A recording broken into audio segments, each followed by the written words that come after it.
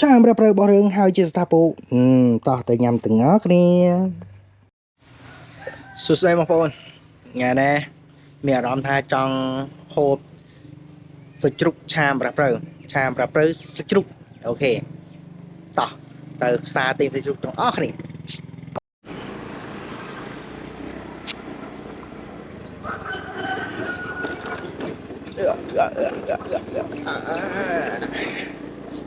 ផ្លូវទៅផ្សាររឿងពិបាកទៀតបងប្អូនតែប្រហែលថ្ងៃមុនគេមកវាស់វែងដែរបងប្អូនគេមកធ្វើផ្លូវហើយនឹងដាក់លូគេឮព័ត៌មានថាដូចជាដាច់ឆ្នាំហ្នឹងតែហ្នឹងគេចាប់ដើមធ្វើណាហើយមេឃយ៉ាងងឹតបងប្អូនណាមេឃរោភ្លៀងហើយមេឃម្សិលមិញភ្លៀងបងប្អូនភ្លៀងពេលយប់ណាថ្ងៃនេះមើលទៅប្រហែលជាអាចនឹងភ្លៀងវ៉ាពើមើលឆ្វេងមើលស្ដាំអូច្រឡំមើលស្ដាំមើលឆ្វេងមើលហើយអត់មានម៉ូតូទេយើងទៅណែ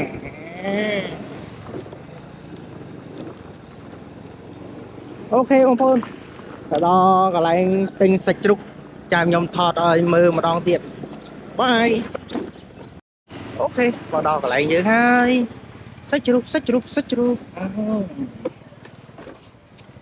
សាច់ជ្រូក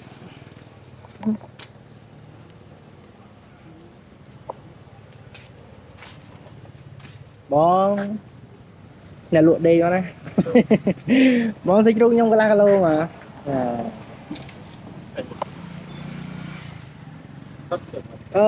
យកសាច់សុតបងកន្លះគីឡូបងតែសាច់ជ្រូកស្រស់វ៉ា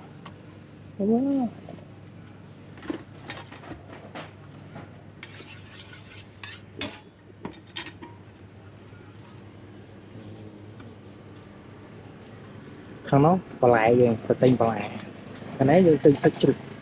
អត់9000ណាបងអូខេ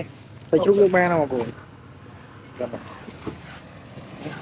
ទិញយើងមកទិញបន្លែតែយើងបងម្រះត្រូវខ្ញុំ500ត្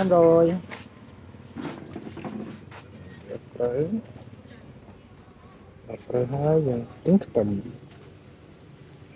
ត្រូវខ្ទឹម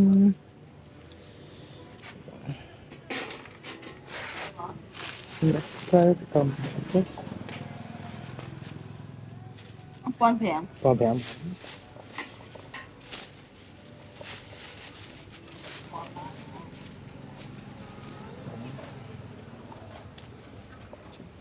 អរគុណ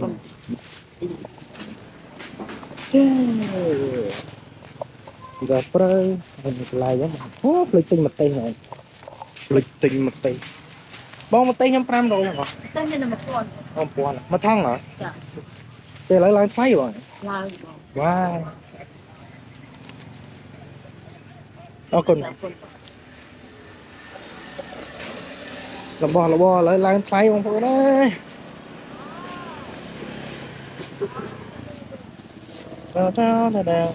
អូខេសាច់ជ្រូកបន្លែយើងបានហើយអត់ទេហ៎បងប្អូន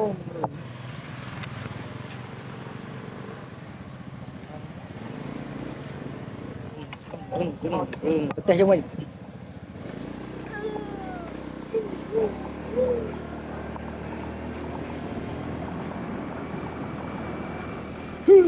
ផ្លូវទៅផ្ទះយើង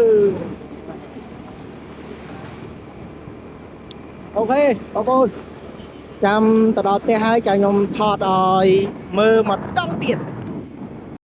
អូខេបងប្អូនយើងមកដល់ផ្ទះហើយបាទនេះមកដល់ផ្ទះហើយមានសាច់ជ្រូកមានម្រះព្រៅខ្ទឹមម្ទេសមានគ្រប់សពហើយគ្រឿងយើងមានទាំងអស់ហើយឥឡូវយើងចាប់ដើមត្រៀមធ្វើអូខេបងប្អូនចាំខ្ញុំធ្វើហើយលាងឲ្យហើយ ពេលឆាខ្ញុំនឹងថតឲ្យបងប្អូនមើលម្ដងទៀតអូខេបាយអូខេបងប្អូនតោះយើងចាប់ដើមឆាទាំងអស់គ្នាអានេះសាច់ជ្រូកច្រាំរបស់យើងបាទច្រាំរួចរាល់ហើយនេះគឺជាម្រះប្រៅបោះចោលមួយបាទអានេះគឺជាម្ទេសហើយនឹងខ្ទឹមយើងបុករួចរាល់ហើយនេះគឺជាម្រះប្រៅបាទតោះចាប់ដើមឆាឥឡូវផ្ទះយើងក្តៅហើយបាទដាក់ខ្លាញ់មួយរោយតិច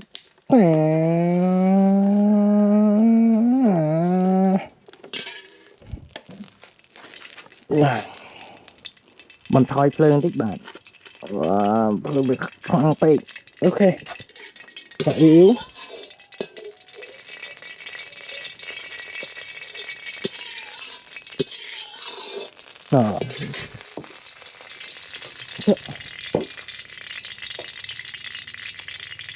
អូ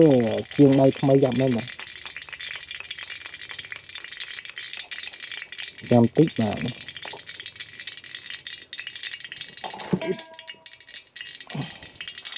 អូខេតោះចាំដាក់មកជូដល់ទៅឆ្លក់ពេញហ្នឹងហើយបាទ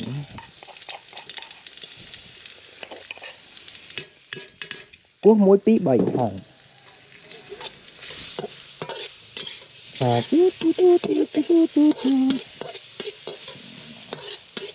បាទ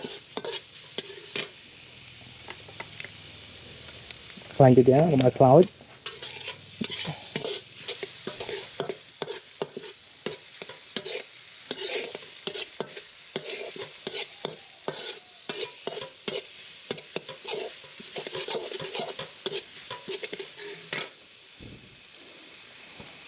អូខេ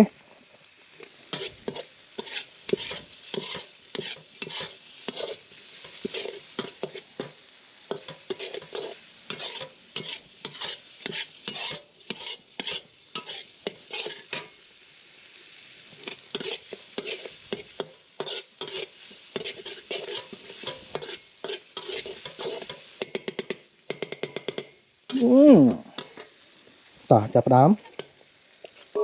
ហុយ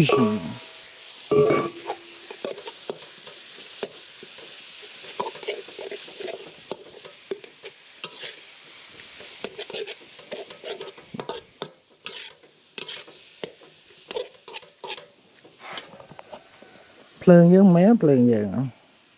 អូខេថាលឿនតិចទៀតមក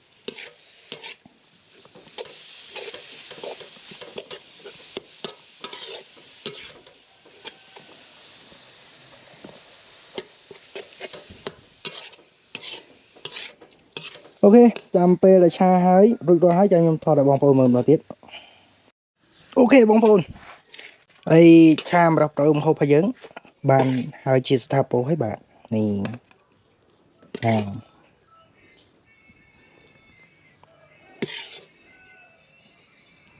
ជាតខ្លោចផ្ទះបានវាឆ្ងាញ់បងប្អូនអាលេងបងប្អូនអានេះវាចង់និយាយថាភ្លើងវាក្តៅតែមួយហៀងបងប្អូនក្តៅមួយហៀងអត់ហៀងហ្គាសខ្ញុំវាចិត្តអេរ៉ឺហើយវាចង់បានថ្មីណាហើយចៃដន្យនេះខ្ញុំអត់មានលុយទិញថ្មីអញ្ចឹងប្រើវាសិនទៅអូខេនេះបងប្អូនឆាម្រះប្រៅរបស់រឿងហើយជាស្ថាពរតោះទៅញ៉ាំទាំងអស់គ្នា